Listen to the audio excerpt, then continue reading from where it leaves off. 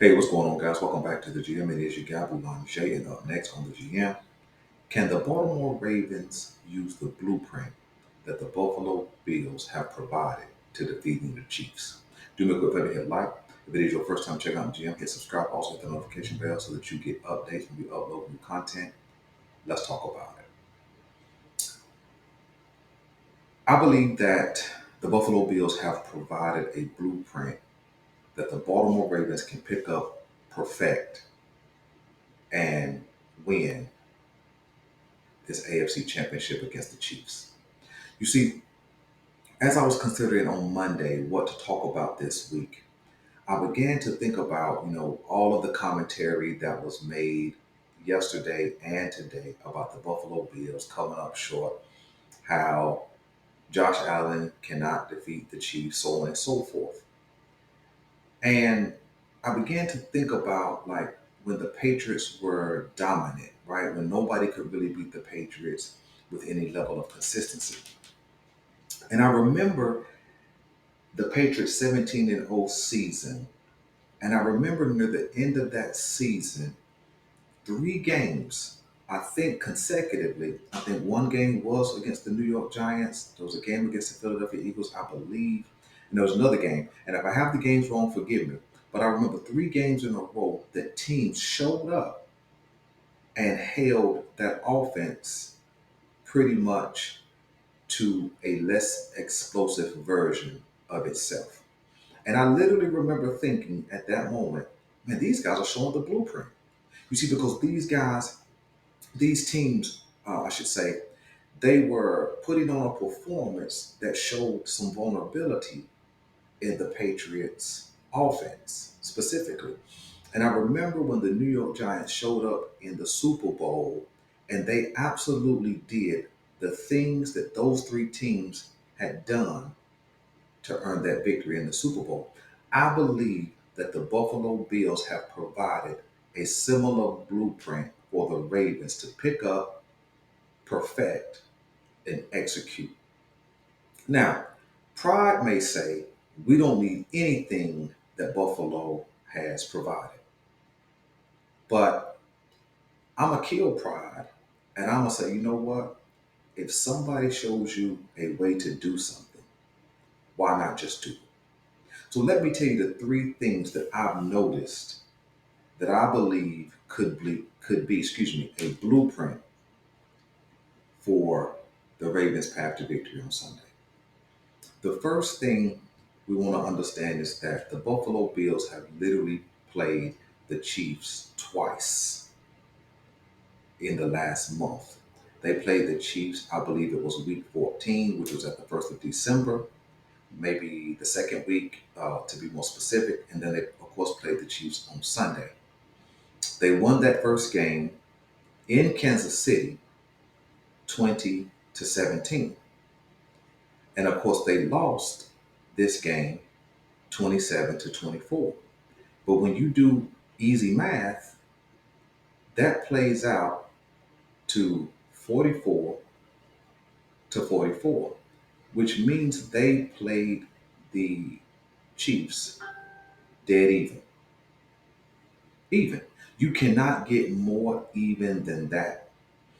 And what that means is it comes down to just a few plays that were or were not made that decided both victories. Because on the scoreboard, they played them even.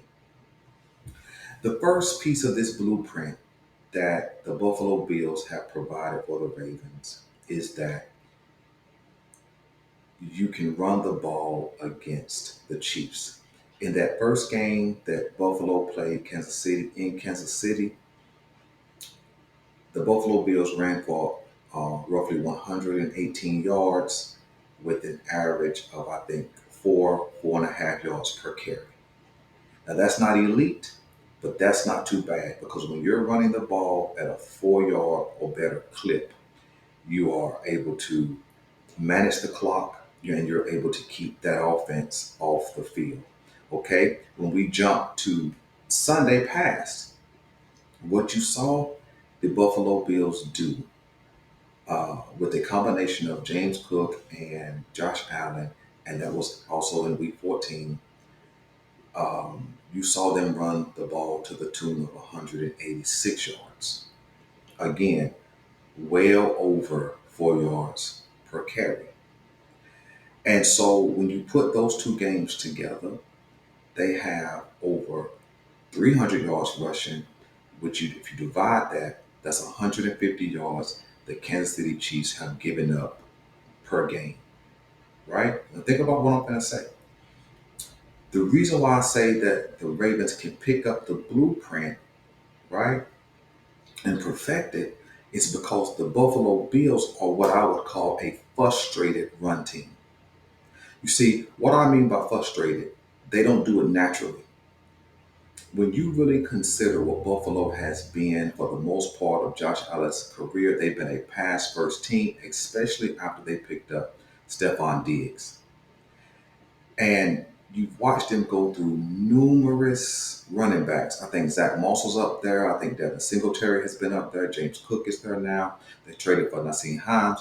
Why? So that they could try and get a run game going. And it wasn't until they implemented Josh Allen as more of a runner when they started getting that run game on track. You see, which means they don't do it naturally. The Baltimore Ravens in the Lamar Jackson era has been first in the run game every season that he has been available. Okay. And I know that we're talking about or including two injury shortened seasons. Okay. Which means we are a natural running team. And so what they do frustrated, we do naturally, which means we can pick up the game tape and say, okay, bam, Josh Allen hit the hole here. Josh Allen ran off, ran off, run off the tackle over here. Josh Allen ran up the middle over here. Not that we want to do what Josh Allen did, because Lamar Jackson holistically is a better runner than Josh Allen. Lamar Jackson is more fluid, more elusive, and exponentially faster than Josh Allen. So am I saying do a whole lot of call runs? No, I'm saying we can take some cues from what they did successfully against this team, which allowed them to play the Kansas City Chiefs dead even on the scoreboard. And the reason why this is important is because the Buffalo Bills were injured in week 14, and the Buffalo Bills also showed up on Sunday injured defensively is what I'm pointing to, which means that they were able to play them even on the scoreboard. That means that the run game was effective enough to minimize the Kansas City Chiefs' offensive output, along with, of course, some good defense. So I think that we can take what they did in the run game, which is what we do naturally, and make it even better. Okay? The second thing in this blueprint that I noticed, and the reason why I'm specifically talking about on the offensive side of the ball is because no matter what our defense does, we need to put up points. Okay? But the second thing is keep the tight end involved even more heavily. In both week 14 that the Buffalo Bills played the Chiefs and also Sunday, Stephon Diggs, who is their number one receiver, was not their leading pass catcher. Dallas Kincaid, I hope I got his name right. Maybe it's Dalton Kincaid. But anyway, he was at or near the top of the receptions and yards in both games. What does he play? Tight end, of course. What do we have a collection of that's better than any team in the league? Tight ends.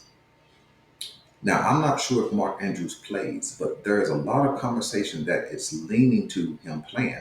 But even if he doesn't play, we've seen Isaiah Likely to the tune of 7 starts, 6 touchdowns in those starts be super productive. And so I think that keep going to that tight end spot. Isaiah Likely has proven to be really unguardable when he's on, and when the offense is going to look for him. I think that even maybe if Mark Andrews is back, some 2 tight end sets where you keep an athletic, big, strong, and fast Likely on the field with Mark Andrews, so that no matter who they try and take away, the other guy is an option. But I think that what Buffalo did is they ran the ball and they got the tight ends involved. And nobody has a better tight end room than us. The number three thing that I've noticed both in week 14 and Sunday is the running back, not just in the run game, but in the screen game. When you look at both games, the running back was effective with catching the ball out of the backfield. Now, our wide receiver screen game has been trash most of the year, but we've been pretty good with with running back screens. And I think that if Buffalo again played them dead even using this methodology, then I think that the Baltimore Ravens can take this and perfect it. I think that we're going to see a little more from Dalvin Cook this week. He's a solid receiver, but I think that we're going to see a lot from Justice Hill this week. And I believe that getting him matched up against whoever tries to guard him, whether we go to him or not, I think him being able to pull a defense towards the sidelines, because a screen, of course, goes to the left or the right sideline, not all the way to the sideline. I'm just saying directionally. And I think him being able to pull a defense that way still may open up some passes in the middle, may open up some passes uh, um, in the intermediate area. Those are the three things. And a bonus thing that I noticed that the Buffalo Bills had success doing is going deep. Now, that doesn't mean they connected on every deep pass, but specifically on Sunday, you saw Buffalo go deep and Stephon Diggs dropped the ball, or didn't come up with the catch. Let me say it that way. You saw Josh Allen go deep again, and Sheffield didn't come up with the ball.